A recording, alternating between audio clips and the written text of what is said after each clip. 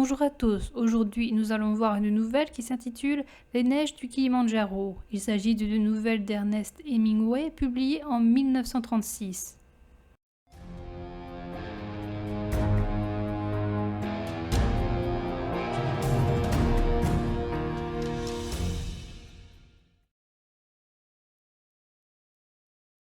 En Afrique, et probablement proche du mont Kilimandjaro, un homme blessé nommé Harry est allongé sur un lit de camp. Hélène, qui est sa femme, se tient à ses côtés. Des oiseaux s'approchent. Le camion est tombé en panne par manque d'huile et les attend un avion, une camionnette qui doit transporter le corps d'Harry. L'homme n'a pas peur et il pense qu'il peut mourir avant l'arrivée de l'avion. Il a besoin de parler. Hélène, plus anxieuse, souhaite pouvoir faire quelque chose pour son mari. Elle aimerait passer le temps autrement que d'entendre son mari si sûr de sa mort. Harry veut boire, mais Hélène ne le veut pas.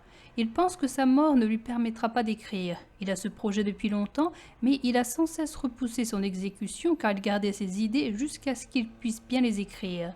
Il reproche à sa femme son argent. Hélène regrette être venue dans ce pays et elle aurait préféré partir ailleurs pour éviter l'incident de son mari. Harry a la gangrène après avoir négligé et mal soigné une blessure. La femme avoue s'être mariée avec lui par amour, mais l'homme dit qu'il ne l'a jamais aimée. Il regrette qu'elle ait dû quitter sa famille pour l'adopter. Harry a un premier flashback. Il repense à un vieillard en Bulgarie qui a dit qu'il était trop tôt pour qu'il y ait de la neige sur les montagnes de Bulgarie, ce qui a fait que des jeunes femmes ont été envoyées là-bas et sont mortes. Il se souvient d'un déserteur qui est venu chercher de l'aide dans une maison de bûcheron. Il se remémore des personnes qui sont sorties d'une église et qui ont pris un chemin jaune parmi la neige. Il se rappelle d'un patron d'école de ski qui a perdu son argent à une partie de cartes, de braqueurs qui a bombardé un train d'officiers et d'une descente de ski avec des Autrichiens qui ont fait partie du camp adverse durant la guerre. Harry demande à Hélène où ils habitaient à Paris. Il est cinglant avec sa femme et il détruit ses souvenirs. Il lui reproche une nouvelle fois son argent.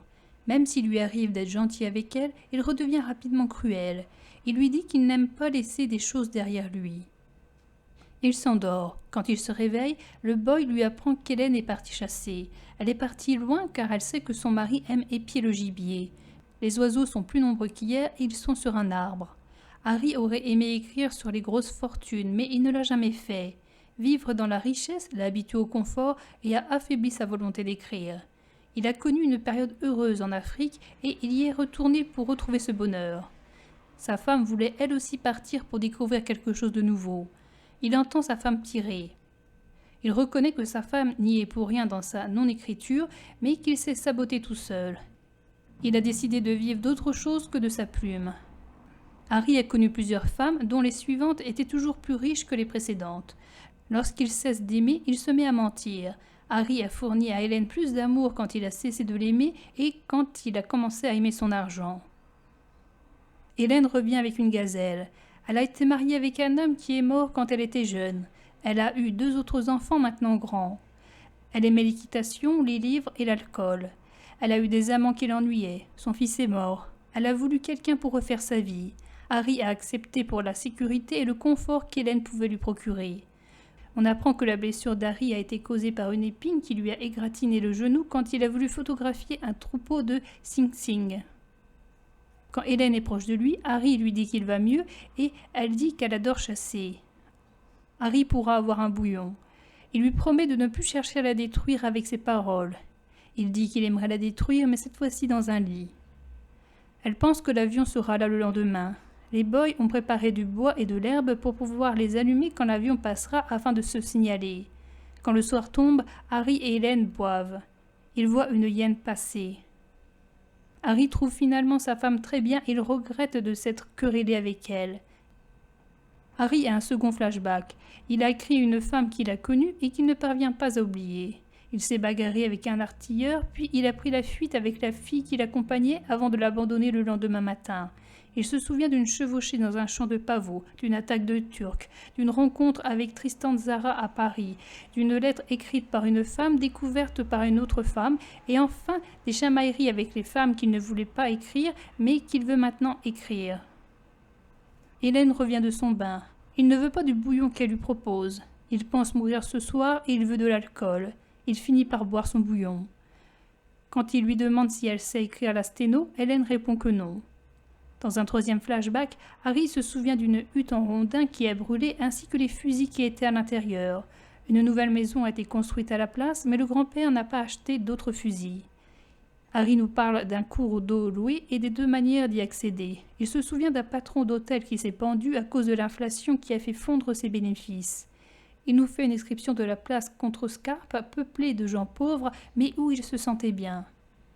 Harry dit qu'il ne veut plus de bouillon, il veut de l'alcool. La femme lui dit que c'est mauvais pour lui. Pour le quatrième flashback, Harry fait la description d'un ranch et d'un garçon qui a visé avec un fusil un homme qui voulait faire manger ses bêtes. Le garçon s'imagine être récompensé pour son action, mais il a été arrêté. Harry ne veut plus écrire sur Hélène et sur les riches. Il veut être indifférent face à la mort. Dans un cinquième flashback, Harry nous parle de l'officier artificier Williamson qui s'était pris dans les barbelés et qui s'était dangereusement blessé. Il lui a donné ses comprimés de morphine. Tandis qu'Hélène est à côté de lui, Harry voit la mort arriver au pied de son lit. Elle s'étend progressivement sur lui et il n'est plus capable de parler. Sa femme pense qu'il dort et elle demande au boy de transporter le lit de camp sous la tente. Une fois transporté, la mort semble avoir moins de poids sur Harry. Le lendemain, l'avion arrive. L'aviateur qui s'appelle Compton dit qu'il faudra peut-être faire un arrêt pour l'essence. Il n'y a qu'une seule place dans l'avion. Hélène reste sur place tandis qu'Harry est installé sur un fauteuil à côté du conducteur. Harry voit les paysages africains et il passe au-dessus du Kilimandjaro. La nuit, Hélène est réveillée par le cri de la hyène. Elle se rend compte que son mari est mort. En l'espace de 2 jours, Harry se retrouve dans 3 dimensions, celle du présent, celle du passé et celle du futur. Harry est dans le présent quand il parle à sa femme dans le campement de fortune. Son futur est proche et morbide. Il sait qu'il va mourir et les animaux le savent. Il n'y a qu'Hélène pour ne pas voir la vérité en face. Le passé apparaît dans les paragraphes qui sont écrits en italique, mais aussi dans ses réflexions en dehors de ces paragraphes. On a cette impression qu'Harry a déjà connu 1000 vies et énormément de personnes. Dans les paragraphes en italique, la plupart des pronoms « il » font référence à Harry qui ne dit pas qu'il s'agit de lui. On s'aperçoit qu'il a vu beaucoup de morts et de misère. Plus le récit avance, plus ses songes se rapprochent les uns des autres.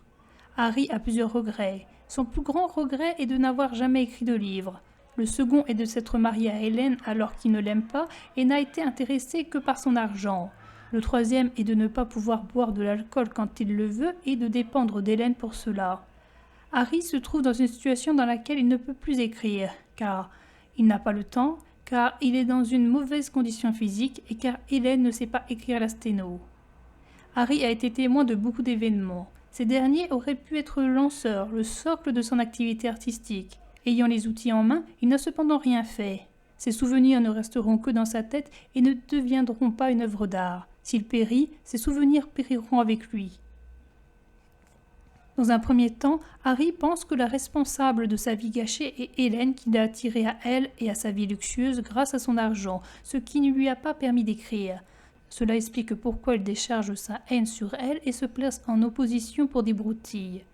Ce n'est qu'après qu'Harry se rend compte que le véritable fautif est lui-même. Même si sa vie ne correspond pas tout à fait à ce qu'il espérait, Harry a tout de même une belle mort. Il ne meurt pas seul, mais avec une femme qu'il aime.